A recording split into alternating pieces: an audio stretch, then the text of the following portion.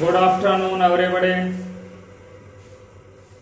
एक बार फिर आप सभी का जीव विज्ञान की ऑनलाइन कक्षा में स्वागत है। पिछली कक्षा में हमने आपको रुधिर का रासायनिक संगठन पर आपसे चर्चा की और आपको बताया कि रुधिर का रासायनिक संगठन के मुख्यतः दो भाग होते हैं। नंबर एक प्लाज्मा और दूसरा हमने आपको बताया रुधिर कणिकाएं। रुधिर कणिकाएं तीन प्रकार की होती है, आरबीसी, डब्ल्यूबीसी एंड थ्रोम्बोसाइट्स, जिनको प्लेटलेट्स के नाम से जाना जाता है। देखिए, पिछले वीडियो में हमने आपसे एककणिकीय डब्ल्यूबीसी पर चर्चा की और खास तौर से आपको बताया एककणिकीय डब्ल्यूबीसी दो प्रकार की होती है, मोनोसाइट जिसको एक केंद्रकाणु और दूसरा आपको बताया था हमने लसीकाणु। लसीकाणु दो प्रकार के होते हैं, बीटा लसीकाणु और टी लसीकाणु। हालांकि ये आपके बीटा लसीकाणु और टी लसीकाणु आपकी राजस्थान बोर्ड की बुक में नहीं है, एनसीईआरटी के अंदर ये दोनों चीजें आपको दे रखी है। ठीक है, देखिए उसके पश्चात हमने आपको थ्रोम्बोसाइट्स या प्लेटलेट्स के बारे में आपसे चर्चा की। आज जो हम आपसे चर्चा करने जा रहे हैं वो है फंक्शंस ऑफ ब्लड, रुधिर के कार्य। देखिए, रुधिर के कार्यों पर आज हम आपसे चर्चा करने जा रहे हैं। तो today we are going to discuss about functions of blood. Is that right? Okay students, तो लेसन हमारा चल रहा है 24, जिसका नाम है blood circulatory system of human. Blood circulatory system of human, मानव का रुधिर परिसंचरण तंत्र। और आज का जो हमारा टॉपिक है वो है functions of blood. Functions of blood, रुधिर के कार्य।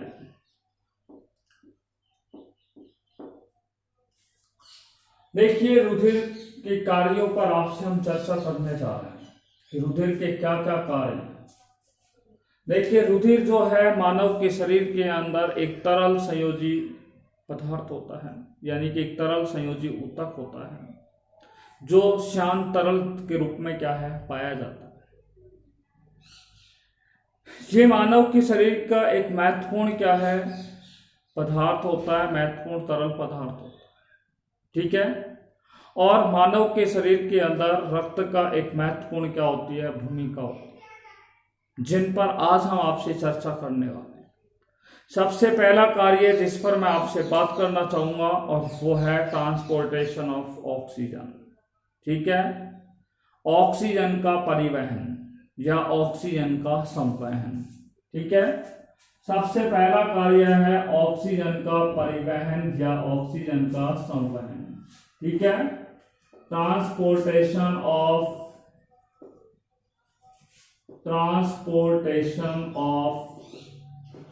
या ट्रांसपोर्ट भी बोल सकते हैं, ट्रांसपोर्ट ऑफ ऑक्सीजन। ठीक है, ऑक्सीजन का परिवहन किस प्रकार से होता है, ये पहला कार्य आपसे हम बात करने जा रहे हैं कि ऑक्सीजन का परिवहन किस तरीके से होता है। आपको पता है कि मनुष्य के द्वारा जब कौन सी क्रिया की जाती है, निःश्वसन की क्रिया की जाती है। कौन सी क्रिया की जाती है? मनुष्य के द्वारा जब निःश्वसन की क्रिया की जाती है। ठीक है, तो निःश्वसन की क्रिया के अंदर मनुष्य के द्वारा कौन सी गैस अंदर ली जाती है? कार्बन डाइऑक्साइड गैस उसके द्वारा क्या है ग्रहण की जाती है। तो मनुष्य ने क्या है कि ऑक्सीजन निःश्वसन की क्रिया के द्वारा, यानी कि इंस्पिरेशन की क्रिया के द्वारा, अंतःश्वसन की क्रिया के द्वारा, इंस्पिरेशन, निःश्वसन की क्रिया के द्वारा वो ऑक्सीजन गैस क्या करता है ग्रहण करता है। ठीक है, यहां पर एक साथ हम दो कार्यों को आपको समझाने का प्रयास कर रहे हैं। पहला कार्य हमने आपको बता दिया ट्रांसपोर्टेशन ऑफ ऑक्सीजन, और दूसरा हम आपसे यहाँ पे बात करेंगे क्योंकि हम इन दोनों को साथ में समझा रहे हैं, transportation of carbon dioxide. Transport of carbon dioxide, carbon dioxide का परिवहन। ठीक है, ये दो कार्यों पर हम आपसे क्या करने जा रहे हैं, transport of carbon dioxide and transport of oxygen. ठीक है, तो मानव जब क्या करता है, निश्वसन की क्रिया करता है। निश्वसन क्या है कि मानव के द्वारा ऑक्सीजन गैस ग्रहण करने की, मानव के शरीर के द्वारा या मानव के फेफड़ों के द्वारा ऑक्सीजन गैस ग्रहण करने की क्रिया को क्या कहा जाता है, इंस्पिरेशन कहते हैं, जिसे निश्वसन कहते हैं। तो मनुष्य ने क्या किया, ऑक्सीजन गैस को ग्रहण किया।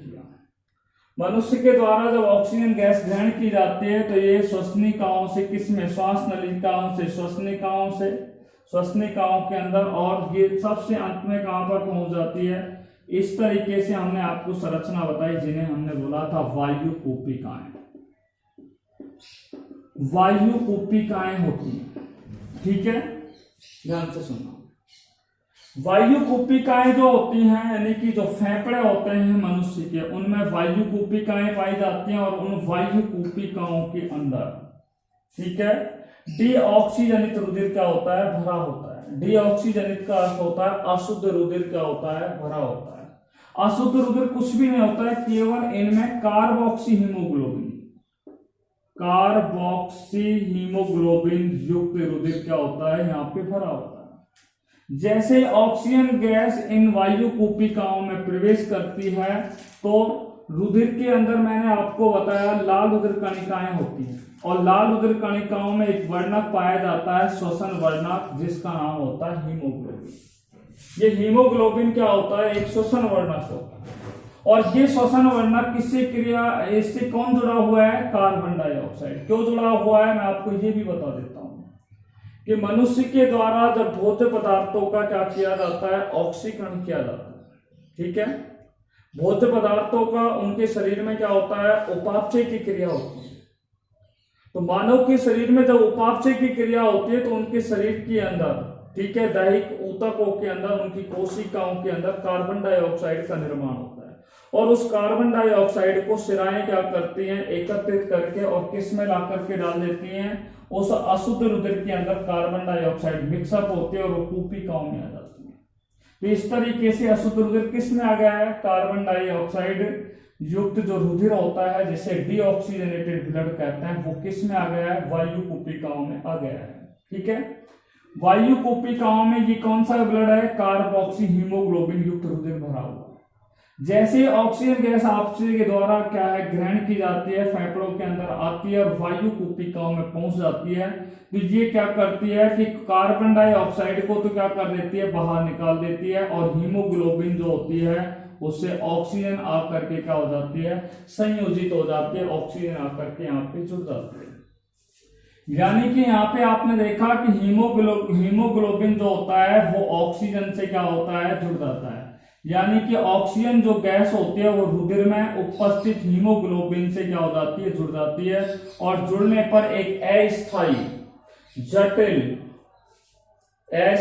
जटिल ऑक्सी हीमोग्लोबिन का क्या हो जाता है, निर्माण होता है, ठीक है। और ऑक्सी हीमोग्लोबिन, जिसे हम ऑक्सीजनित रुधिर कहते हैं, इस ऑक्सीजनित रुधिर को फेफड़ों से कहां पर भेजा जाता है, हृदय के अंदर, ठीक है। हृदय में भी कौन से हृदय में पहुंचाया जाता है, सबसे पहले बाएं आलिंद के अंदर पहुंचता है, बाएं आलिंद से बाएं निलय में, और बाएं निलय से धमनियों के माध्यम से शरीर के विभिन्न भागों तक क्या कर दिया जाता है, विभिन्न कोशिकाओं तक ऑक्सीजनित रुधिर को क्या किया जाता है, भेज दिया जाता है। क्या कर दिया जाता है, ऑक्सीजनित रुधिर को क्या कर दिया जाता है, भेज दिया जाता है। यानी कि ये एक प्रोसीजर हो गई। लिखने के लिए हम क्या बोलेंगे कि आरबीसी जो होती है उसमें हीमोग्लोबिन होता है, ठीक है। आरबीसी लाल रुधिर कणिकाओं में हीमोग्लोबिन होता है, ठीक है। और हीमोग्लोबिन क्या करता है, फेफड़ों में ऑक्सीजन गैस के प्रवेश करने पर, फेफड़ों में ऑक्सीजन गैस के प्रवेश करने पर आरबीसी में उपस्थित हीमोग्लोबिन ऑक्सीजन को लेकर के एक अस्थायी का ऑक्सी हीमोग्लोबिन का क्या करता है, निर्माण करता है। किसका निर्माण करता है, जटिल अस्थायी ऑक्सी हीमोग्लोबिन का निर्माण करता है।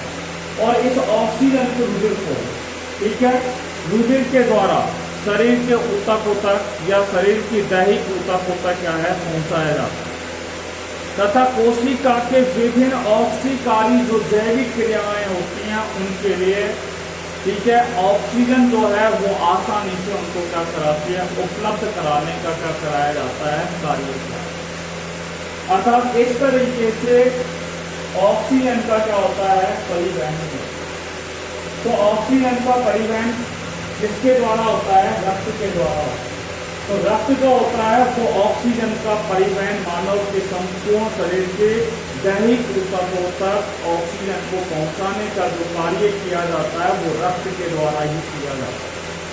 अर्थात रक्त जो होता है वो ऑक्सीजन के परिवहन की क्रिया में क्या होता है, सहायक होता है। अब हम दूसरी बात करते हैं, ट्रांसपोर्टेशन ऑफ कार्बन डाइऑक्साइड। देखिए, कार्बन डाइऑक्साइड का परिवहन किस प्रकार से होता है, इसको समझिएगा एक बार। देखिए, हम लोग क्या करते हैं, हमारे शरीर में उपापचय की क्रियाएं होती हैं, मेटाबॉलिज्म क्रियाएं होती हैं। जब उपापचय की क्रिया होती है तो आपको पता है वहां पर अवशिष्ट पदार्थों का, उत्सर्ज्य पदार्थों का निर्माण, ठीक है। कार्बन डाइऑक्साइड का क्या होता है, निर्माण। शरीर के ऊतकों में कार्बन डाइऑक्साइड का निर्माण होता है, कोशिकाओं में, ऊतकों में कार्बन डाइऑक्साइड का निर्माण, और उस कार्बन डाइऑक्साइड को रक्त, ठीक है, रक्त में उपस्थित हीमोग्लोबिन क्या करता है, उस कार्बन डाइऑक्साइड से क्रिया करता है। कार्बन डाइऑक्साइड किससे क्रिया करता है, रक्त में उपस्थित हीमोग्लोबिन से क्रिया करता है और कार्बोक्सी हीमोग्लोबिन का क्या कर देता है, निर्माण करता है। जब मानव में कार्बोक्सी हीमोग्लोबिन का क्या हो जाता है, निर्माण हो जाता है, तो उस कार्बोक्सी हीमोग्लोबिन युक्त रुधिर को हम क्या कहते हैं, डीऑक्सीजनिक रुधिर। क्या बोलते हैं, डीऑक्सीजनिक रुधिर, या उसे अशुद्ध रुधिर भी हम लोग कह सकते हैं, इम्प्योर ब्लड भी कहते हैं। इस अशुद्ध रुधिर को कहाँ लेके आया जाता है, किसके द्वारा लेके आया जाता है, सिराओं के द्वारा अशुद्ध रुधिर को लाया जाता है। सिराओं से उस रुधिर को किसमें डाल दिया जाता है, फेफड़ों के अंदर आ जाता है। और ये कार्बोक्सी हीमोग्लोबिन युक्त रुधिर जो होता है वो वायु कोशिकाओं में रहता है। जैसे ऑक्सीजन गैस यहाँ पे प्रवेश करती है तो वायु कोशिकाएं इन दोनों गैसों का क्या करती है, आदान प्रदान करती है, विनिमय करती है, और ये हीमोग्लोबिन से जो कार्बन डाइऑक्साइड जुड़ी होती है उस कार्बन डाइऑक्साइड को तो क्या कर देती है, बाहर छोड़ देती है, और ऑक्सीजन को क्या कर लेती है, ग्रहण कर लेती है। कार्बन डाइऑक्साइड को तो क्या कर देती है, बाहर निकाल देती है, शरीर से बाहर निकाल देती है, और ऑक्सीजन गैस को क्या कर लेती है, ग्रहण कर लेती है। इस तरीके से मानव के शरीर के अंदर ऑक्सीजन और कार्बन डाइऑक्साइड का क्या होता है, परिवहन। यहाँ इसको ये दोनों टॉपिक न बोले तो एनसीईआरटी की बुक में इसका एक ही फंक्शन दिया हुआ है, और वो है गैसों का परिवहन। और गैसों का जो परिवहन होता है, ऑक्सीजन गैस और कार्बन डाइऑक्साइड गैस का जो परिवहन होता है वो किसके जरिए होता है, रक्त के माध्यम से होता है। अर्थात रक्त जो होता है वो गैसों के परिवहन की क्रिया के अंदर क्या होता है, सहायक है। क्लियर। देखिए, दूसरा हम कार्य पे हम बात करने जा रहे हैं और वो है डिस्ट्रीब्यूशन ऑफ फूड, भोज्य पदार्थों का वितरण। डिस्ट्रीब्यूशन ऑफ फूड, भोजन का वितरण, भोज्य पदार्थों का वितरण किस तरीके से होता है, आइए इसकी बात करें। देखिए, जो मानव की आहार नाल होती है, ठीक है, आहार नाल में भोजन का क्या होता है, पाचन होता है। क्या होता है, आहार नाल के अंदर क्या होता है, भोजन का पाचन होता है। रक्त जो होता है वो आहार नाल में पचित भोजन को, रक्त जो होता है वो आहार नाल में पचित भोजन को क्या करता है, अवशोषित करता है। रक्त क्या काम करता है, आहार नाल में जो पचित भोजन है उसको क्या करता है, अवशोषित करता है, और अवशोषित करने के पश्चात शरीर के जो आवश्यक स्थान होते हैं, अर्थात शरीर की जो कोशिकाएं होते हैं, ऊतक होते हैं, वहां तक रुधिर के माध्यम से उस पचित भोज्य पदार्थ को क्या किया जाता है, वितरित करने का कार्य किया जाता है। अर्थात उस पचित भोज्य पदार्थ को रक्त के माध्यम से क्या किया जाता है, पहुंचाया जाता है। इस तरीके से क्या किया जाता है, भोजन का वितरण किया जाता है। किसका वितरण किया जाता है, भोजन का वितरण किया जाता है।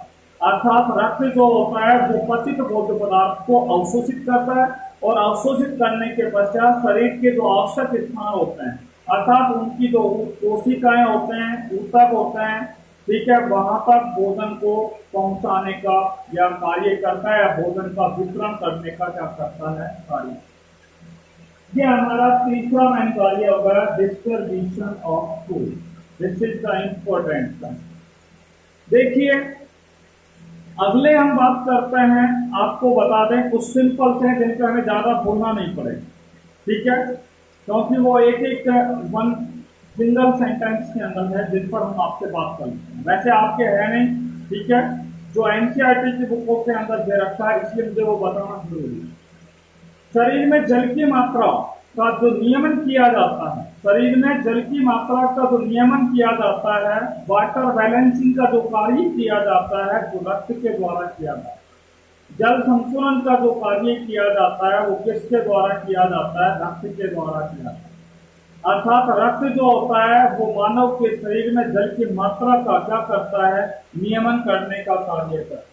तो वाटर बैलेंसिंग करने का जो कार्य किया जाता है वो रक्त के द्वारा किया जाता है। वाटर बैलेंसिंग, रक्त का जो जल का संतुलन, मानव के शरीर में जल का जो संतुलन बना रहता है वो रक्त के द्वारा ही क्या है? बना रहता है। देखिए अगले हम पॉइंट की बात करते हैं। मानव जब मैथुन की क्रिया करता है, ठीक है, तो ये रक्त ही क्या काम करता है कि जो श्वसन होता है उस श्वसन को दृढ़ता प्रदान करने का क्या करता है? कार्य करता है। तो श्वसन को दृढ़ता प्रदान तो की जाती है वो रक्त के द्वारा की जाती है। साथ में जो स्तनों के अंदर जो चूचक होते हैं, निप्पल्स होते हैं, उन निप्पलों को भी दृढ़ता प्रदान करने का कार्य किसके द्वारा किया जाता है? रक्त के द्वारा किया जाता है। अर्थात हम कह सकते हैं कि श्वसन व स्तनों के चूचकों के, श्वसन व स्तनों के जो चूचक होते हैं उनको दृढ़ता प्रदान करने का कार्य किसके द्वारा किया जाता है? रक्त के द्वारा किया जाता है, ठीक है। तो रक्त के द्वारा क्या है? पेनिस, श्वसन एंड मैमरी निप्पल्स, स्तनों के जो चूचक होते हैं उनको क्या करते हैं? टर्जिडी। टर्जिडी का अर्थ होता है दृढ़ता प्रदान करने का क्या करता है? कार्य। देखिए जी हमारा कौन सा कार्य हो गया है? 5वां कार्य होता है। अगला हम जो आपसे बात कर रहे हैं वो ध्यान से सुनिए। देखिए प्लाज्मा में उपस्थित प्रोटीन होती है, ठीक है, प्लाज्मा में उपस्थित प्रोटीन नंबर 1 बात, पीएच का संतुलन नंबर 2 बात, और नंबर 3 बात है अम्ल और क्षारों के संतुलन को बनाए रखने का कार्य किसके द्वारा किया जाता है? रुधिर के द्वारा किया जाता है। अर्थात रुधिर जो होता है वो मानव के शरीर के रक्त में उपस्थित प्लाज्मा, रक्त में उपस्थित प्लाज्मा में उपस्थित जो प्रोटीन होती है, पीएच का जो संतुलन होता है, अम्ल और जो क्षार होते हैं, उन अम्ल और क्षारों के संतुलन को बनाए रखने में क्या होता है? सहायक होता है। तो कौन कौन से कार्य किए जाते हैं रुधिर के द्वारा? पीएच बैलेंसिंग और एसिड एंड बेस बैलेंसिंग की क्रिया में क्या होता है? सहायक होता है, ठीक है। तो पीएच बैलेंसिंग, अम्ल और क्षार के संतुलन बनाए रखने में तथा प्लाज्मा में उपस्थित प्रोटीन के संतुलन बनाए रखने में क्या होता है? सहायक होता है। देखिए नेक्स्ट 7th कैरेक्टर के ऊपर हम बात कर रहे हैं, सॉरी 7th कार्य के ऊपर बात करने जा रहे हैं, वो ध्यान से सुनिए। देखिए शरीर में समस्थापन की क्रिया का जो नियमन किया जाता है, होम्योस्टेटिस, शरीर में समस्थापन की क्रिया का जो नियमन किया जाता है वो रक्त के द्वारा ही किया जाता है। शरीर में समस्थापन की क्रिया का जो नियमन किया जाता है वो नियमन किसके द्वारा किया जाता है? रुधिर के द्वारा ही किया जाता है, ठीक है। तो maintain homeostasis in human body, ठीक है, maintain homeostasis of human body, ठीक है। मानव के शरीर में समस्थापन बनाए रखने का जो कार्य किया जाता है वो इसी के द्वारा क्या है? किया जाता है। अगला हम बात करते हैं शरीर के ताप का नियमन करने का कार्य रक्त के द्वारा किया जाता है। ठीक है, रेगुलेशन ऑफ बॉडी टेम्परेचर। ठीक है, अर्थात दैहिक ताप का नियमन जो किया जाता है। ठीक है, अगला है दैहिक ताप का नियमन। ठीक है, या शरीर के ताप का नियमन, regulation of body temperature. Regulation of body temperature, शरीर के तापक्रम का जो नियमन किया जाता है वो रक्त के द्वारा किया जाता है। अर्थात रक्त जो होता है वो मानव के शरीर के तापक्रम को बनाए रखने का क्या करता है, कार्य करता है। कौन सा कार्य करता है? शरीर के तापक्रम को बनाए रखने का कार्य करता है। रक्त जो होता है वो मानव के शरीर के तापक्रम को बनाए रखने का क्या करता है, कार्य करता है। ठीक है, तो ये मानव के शरीर का जो टेम्परेचर निश्चित होता है 98.4 फ़ारेनहाइट या 37 डिग्री सेल्सियस होता है, वो किसके कारण बना रहता है?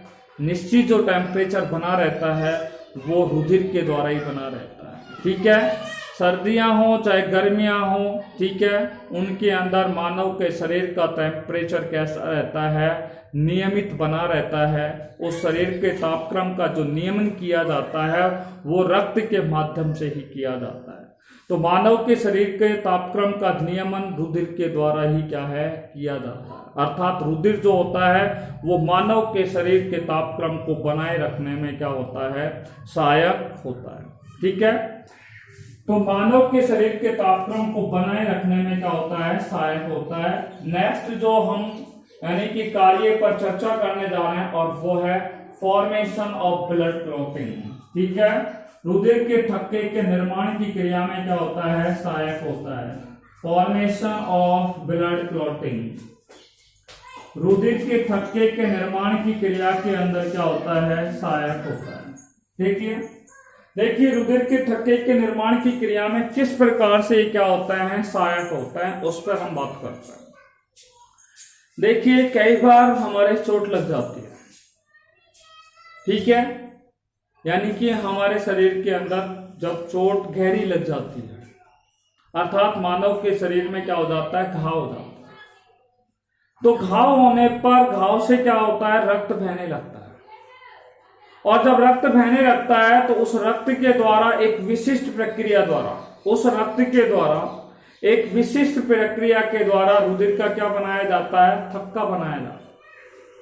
और रुधिर के द्वारा जब रक्त का थक्का बनाया जाता है तो रक्त का प्रवाह क्या हो जाता है, बंद हो जाता है। रक्त का प्रवाह क्या हो जाता है, बंद हो जाता है। रक्त बहना क्या हो जाता है, बंद हो जाता है। ठीक है, ये रक्त का थक्का किसके कारण बनता है? क्योंकि मानव का जो रक्त होता है उसमें क्या पाई जाती है, प्लाज्मा प्रोटीन पाई जाती है, फाइब्रिनोजन प्रोटीन पाई जाती है, प्रोथ्रोम्बिन थ्रोम्बिन प्रोटीन पाए जाते हैं, कैल्शियम के आयन पाए जाते हैं। तो विभिन्न प्रकार के रुधिर के अंदर क्या है, विभिन्न प्रकार के घटक पाए जाते हैं, विभिन्न प्रकार के रसायन पाए जाते हैं। और वो रासायनिक पदार्थ क्या काम करते हैं, जब चोट लग जाती है या घाव होता है, घाव से रक्त बहने लगता है, तो उस रुधिर के अंदर विशिष्ट प्रक्रिया द्वारा रक्त का थक्का बन जाता है। और रक्त का थक्का बनने पर रक्त का प्रवाह क्या हो जाता है, बंद हो जाता है, रक्त बहना बंद हो जाता है। आपको बता दूं, इसके अलावा अगर घाव ज़्यादा है तो घाव को जल्दी भरने की क्रिया में भी ये क्या होता है, सहायक होता है। मानव के शरीर में यदि घाव गहरा है तो उस घाव को जल्दी भरने में भी उचित जो सहायता प्राप्त होती है वो रक्त के माध्यम से ही होती है। ठीक है, अर्थात हमने आपको बता दिया फॉर्मेशन ऑफ ब्लड क्लॉटिंग, रुधिर का थक्का बनाए रखने में क्या होता है, रुधिर का थक्का बनाने की क्रिया में क्या होता है, रक्त सहायक होता है। तो रक्त मानव के शरीर में रुधिर का थक्का बनाने की क्रिया में क्या होता है, सहायक होता है। ठीक है, फॉर्मेशन ऑफ ब्लड क्लॉटिंग। अगला है चोटों की मरम्मत करना, चोटों की मरम्मत, रिपेयरिंग ऑफ इंजरी, चोटों की मरम्मत, रिपेयर ऑफ इंजरी, INJURY। ठीक है, चोटों की मरम्मत पे हम बात करते हैं कि रक्त जो होता है वो चोटों की मरम्मत कैसे करता है। देखिए, मनुष्य के शरीर पर जब घाव हो जाते हैं किसी दुर्घटना के कारण, ठीक है, तो चोट भरने में या घावों के भरने में WBC यानी कि श्वेत रुधिर कणिका या ल्यूकोसाइट की महत्वपूर्ण क्या होती है भूमिका। मानव के शरीर पर जब कोई दुर्घटना हो जाती है, जब मानव के साथ किसी प्रकार की दुर्घटना हो जाती है, उसके शरीर पर जब घाव बन जाते हैं या चोट लग जाती है, तो उस चोट को या घावों को भरने के लिए WBC की महत्वपूर्ण क्या होती है भूमिका होती है। श्वेत रुधिर कणिकाओं की क्या होती है महत्वपूर्ण भूमिका होती है। ये WBC क्या काम करती है कि मानव के शरीर के अंदर जो क्षतिग्रस्त, मानव के शरीर के अंदर WBC जो क्षतिग्रस्त हो गई है, ठीक है, या मानव के शरीर की जो क्षतिग्रस्त कोशिकाएं होती हैं उनको क्या करता है, ये क्या काम करता है, उनकी मरम्मत करने का क्या करता है कार्य करता है। साथ में उनकी कोशिकाओं के अंदर आवश्यक वृद्धि को भी क्या करता है प्रेरित करने का कार्य करता है। अर्थात WBC जो होती है वो क्षतिग्रस्त शरीर की कोशिकाओं की, WBC जो होती है वो मानव के शरीर की क्षतिग्रस्त जो कोशिकाएं होती हैं उनकी आवश्यक वृद्धि को प्रेरित करने का क्या करता है कार्य करता है, जिससे क्षतिग्रस्त कोशिकाओं की क्या की जाती है, उनके द्वारा WBC के द्वारा उनकी मरम्मत की जाती है। और मरम्मत करने पर चोट जो होती है वो धीरे धीरे क्या हो जाती है भर जाती है, ठीक है, या घाव जो होते हैं वो धीरे धीरे, बाउंड जो होते हैं वो धीरे धीरे क्या हो जाते हैं भर जाते हैं। तो घावों की जो मरम्मत की जाती है वो रक्त के द्वारा ही की जाती है। देखिए, चोटों की मरम्मत, रिपेयरिंग ऑफ इंजरी। इसके बाद हम बात कर रहे हैं, अगला कार्य है रुधिर का, जो है हार्मोनों का संवहन। हार्मोनों का संवहन, ट्रांसपोर्टेशन ऑफ हार्मोन, ठीक है। ट्रांसपोर्टेशन ऑफ हार्मोन, हार्मोनों का संवहन कैसे होता है मैं आपको बताता हूँ। मानव के शरीर के अंदर अंतःस्रावी ग्रंथियां पाई जाती हैं। क्या पाई जाती है? अंतःस्रावी ग्रंथियां पाई जाती हैं। और अंतःस्रावी ग्रंथियां जो होती हैं, ठीक है, जो हम एक चैप्टर में पढ़ेंगे, जैसे प्यूस ग्रंथि होती है, पीनियल ग्रंथि होती है, थायराइड ग्रंथि होती है, पैराथायराइड ग्रंथि होती है, थाइमस ग्रंथि होती है, अग्नाशय ग्रंथि होती है, एड्रियल ग्रंथि होती है। आपके शरीर के अंदर क्या होते हैं? जनन ग्रंथियां होती हैं। तो ये क्या है? विभिन्न प्रकार की अंतःस्रावी ग्रंथियां, जिनके मैंने आपको नाम बताया। तो ये अंतःस्रावी जो ग्रंथियां होते हैं उनसे हार्मोनों का क्या होता है? स्रावण होता है, ठीक है। अब ये हार्मोन जो होते हैं ये किसके अंदर स्रावित होते हैं? सीधे रक्त में स्रावित होते हैं। इसलिए आपको अंतःस्रावी ग्रंथि की परिभाषा हमने लोअर क्लासेज में आपको सर ने पढ़ाई होगी कि अंतःस्रावी जो ग्रंथियां होती हैं उन्हें नलिका विहीन ग्रंथियां कहते हैं। और ये नलिका विहीन जो ग्रंथियां होती हैं, अर्थात अंतःस्रावी ग्रंथियों से स्रावित होने वाले हार्मोन सीधे ही रक्त में क्या हो जाते हैं? स्रावित हो जाते हैं, रक्त में मिश्रित हो जाते हैं और रक्त के परिवहन के माध्यम से शरीर के उचित अंगों तक, ठीक है, वो पहुंच करके उनके शरीर के अंदर जैविक क्रियाओं को क्या करते हैं? पूरा करने का क्या करते हैं? कार्य करते हैं। अर्थात अंतःस्रावी ग्रंथियों के द्वारा हार्मोनों का स्रावण होता है और ये हार्मोन जो होते हैं वो रक्त परिवहन के द्वारा ही विशिष्ट अंगों तक क्या है? पहुंचते हैं, ठीक है, या शरीर के विभिन्न भागों तक क्या है? पहुंचने का कार्य करते हैं। इस तरीके से हार्मोनों का क्या होता है? संवहन होता है। अगला हम बात करते हैं रोगों से बचाव। नेक्स्ट कैरेक्टर है हमारा रोगों से बचाव, सेफ्टी ऑफ डिजीज, ठीक है। रोगों से बचाव किस प्रकार से किया जा सकता है, इस पर हम आपसे बात कर रहे हैं, ठीक है। देखिए, मानव के रक्त में क्या पाई जाती है? WBC पाई जाती है, जिसको हम फैगोसाइट भी कहते हैं। क्या कहते हैं? WBC को फैगोसाइट भी कहते हैं। ये WBC क्या काम करती है कि मानव के शरीर में जो हानिकारक जीवाणु होते हैं या बैक्टीरिया होते हैं या हेलमिंथेस होते हैं या प्रोटोजोवन होते हैं, मानव के शरीर में जो हानिकारक जीवाणु, वायरस, प्रोटोजोन, हेलमिंथेस जो प्रवेश कर जाती है, उन सभी का क्या करते हैं, भक्षण करते हैं और उनको क्या कर देते हैं, नष्ट कर देते हैं।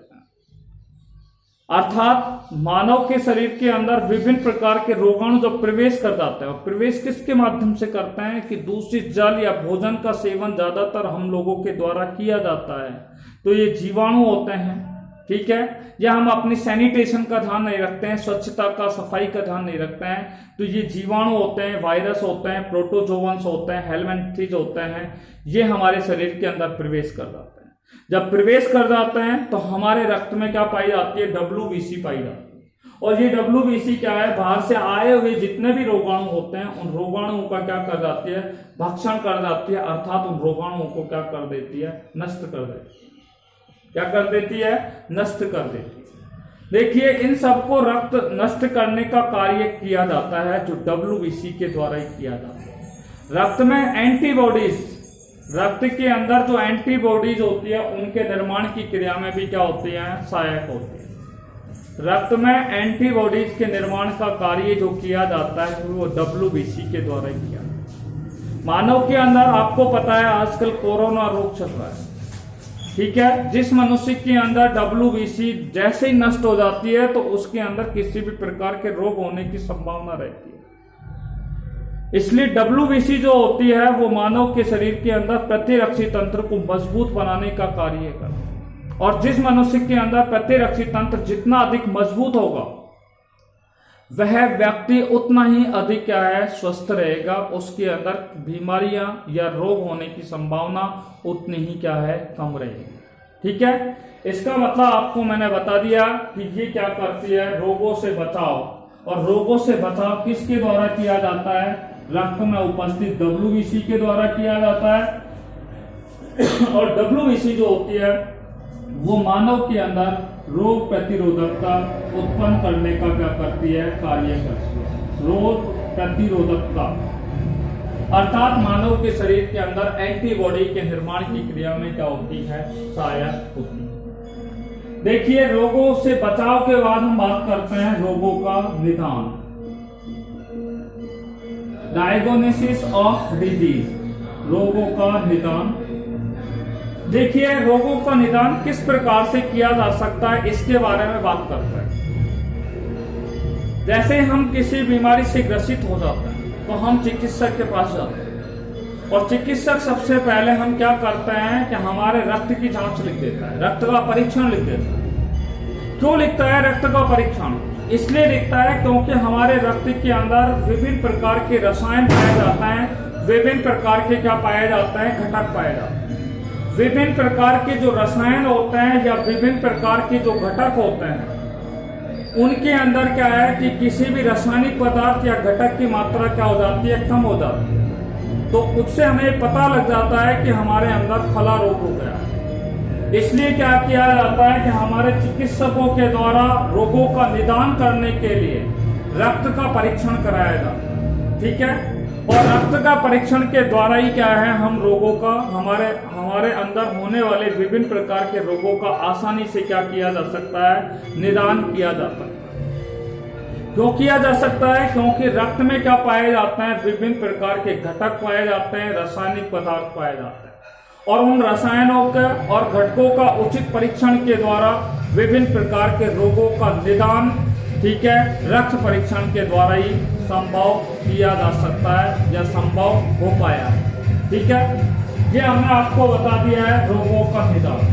उसके बाद हम बात करते हैं उत्सर्जी पदार्थों का संवहन। कौन से पदार्थों का संवहन? उत्सर्जी पदार्थों का संवहन। उत्सर्जी पदार्थों का संवहन। देखिए उत्सर्जी पदार्थों का संवहन पर हम आपसे बात करने जा रहे हैं। देखिए हमारे द्वारा भोजन क्या है, ग्रहण किया था, और भोजन का क्या होता है, उपापचय होता है, या हम कह सकते हैं मानव के शरीर में उपापचय की क्रिया होती है। उपापचय की क्रिया के फलस्वरूप उत्सर्जी पदार्थों का निर्माण होता है। जैसे यूरिया है, यूरिक अम्ल है, अमोनिया है, इनका क्या होता है, हमारे शरीर के अंदर क्या होता है, निर्माण होता है।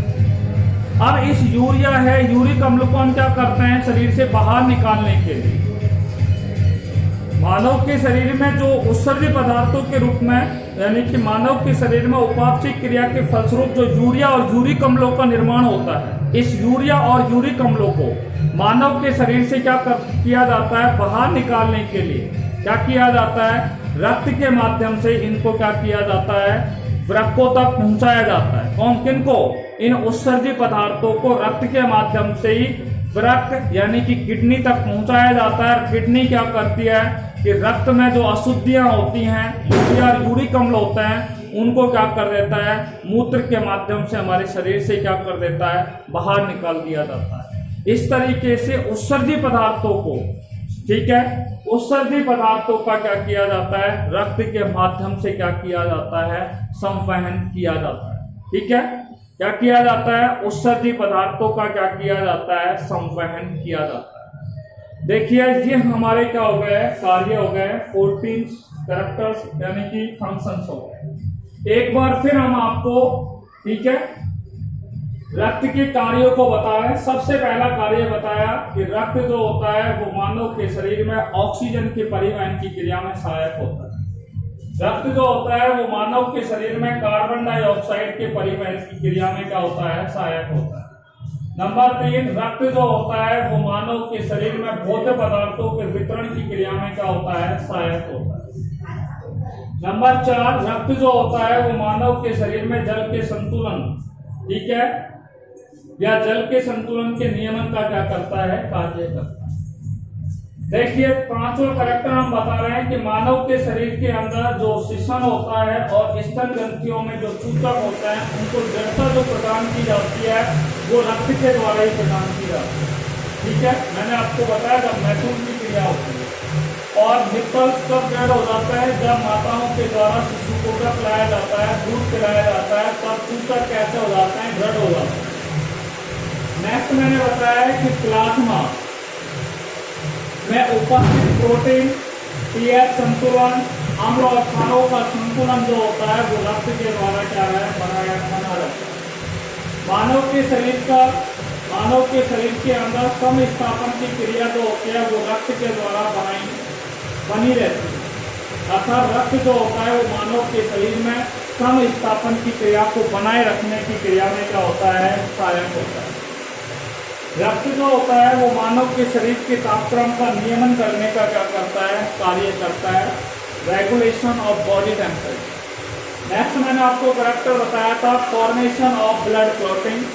मानव के शरीर में रक्त का थक्का बनाने की क्रिया में जो होता है, रक्त जो होता है सहायक होता है। अर्थात रक्त जो होता है वो रक्त के निर्माण की, रक्त का थक्के के निर्माण की क्रिया में क्या होता है, सहायक होता है।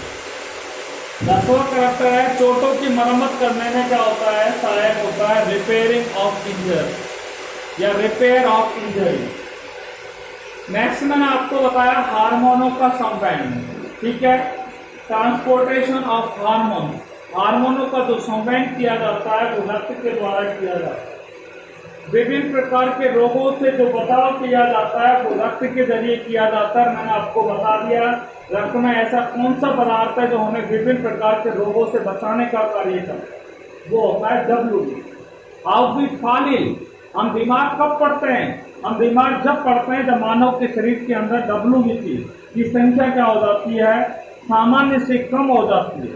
ठीक है, और सामान्य से कम होने पर मानव का शरीर के अंदर एंटीबॉडीज कमजोर हो जाती हैं, जिससे क्या है कि बाहर से आए हुए रोगाणु WBC को आसानी से नष्ट कर देते हैं, या बाहर से आए हुए रोगाणु जब प्रबल होते हैं तो WBC को नष्ट कर देते हैं, और WBC जब नष्ट हो जाती है तो मानव क्या हो जाता है, बीमार हो जाता है, या हम लोग बीमार हो जाते हैं। रोगों का निदान, मैंने आपको बताया कि विभिन्न प्रकार के रोगों का निदान करने के लिए जब भी हम बीमार पड़ जाते हैं तो हम चिकित्सक के पास जाते हैं, और चिकित्सक हमारा सबसे पहले ब्लड टेस्टिंग करते हैं। और ब्लड टेस्टिंग क्यों की जाती है, क्योंकि ब्लड के अंदर पर्याप्त मात्रा में, एक निश्चित मात्रा में क्या पाए जाते हैं, विभिन्न घटक पाए जाते हैं, विभिन्न रसायन पाए जाते हैं। उन रसायनों की मात्रा जैसे ही कम या अधिक हो जाती है तो चिकित्सक ये मालूम कर लेता है कि कौन सा घटक अधिक हो गया है या कौन सा घटक सामान्य से कम हो गया है, तो उनका पता लगा करके आप लोगों के रोगों का आसानी से उठा कर सकता है, निदान कर सकता है। और नेक्स्ट मैंने आपको बताया उत्सर्जी पदार्थों का जो संवहन किया जाता है, ठीक है, वो किसके जरिए किया जाता है? रक्त के जरिए ही उत्सर्जी पदार्थों का क्या किया जाता है? संवहन किया जाता है। देखिए, ये हमारा ब्लड के फंक्शंस का टॉपिक क्या हुआ? समाप्त हुआ। रुधिर के कार्य समाप्त हुए, ठीक है, जिसमें हमने कुछ जो आपको बताया वो एनसीईआरटी के में यहाँ पर आपको इंक्लूड कर दी, ठीक है। Till then take care bye corona and be safe at your home. Thank you very much.